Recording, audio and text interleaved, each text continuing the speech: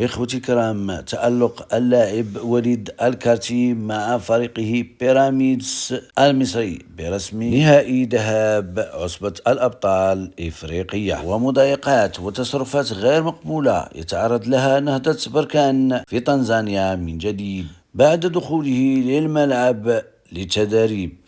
التفاصيل بعد الفاصل.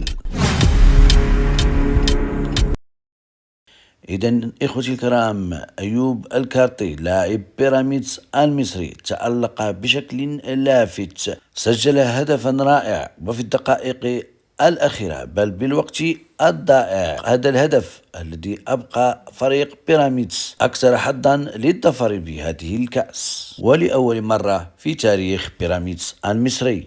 أما عن كأس الكونفدرالية الإفريقية والتي يشارك فيها نهضة بركان ضد سيمبا في النهائي، وللتذكير إخوتي الكرام، مباراة الذهاب التي جرت ببركان فاز بها هذا الأخير على سيمبا بهدفين ل0. وللأسف الشديد إفريقيا هي إفريقيا دائما، فنهضة بركان الآن يتعرض لمضايقات في المطار، وثانيا الآن يتعرض خلال دخوله لملعب أمان بزنجبار لإجراء حصة تدريبية للاعتراض من مسؤولين عن الملعب لبعثة نهضة بركان، رافضين ولوجهم دون تحديد لأسباب منطقية. يقفون في الباب ولا يتركونهم يدخلون، ويتكلمون بعصبية مع اللاعبين. وتدخل أعضاء من الكاف لتمكين وفد نهضة بركان من الدخول إلى الملعب بعد استمرار للتصرفات الغير مقبولة من التنزانيين والهادفة إلى إضعاف تركيز الفريق البركاني قبل النهائي. إذن يلاقي نهضة بركان إخوتي الكرام الفريق التنزاني سيمبا غدا الأحد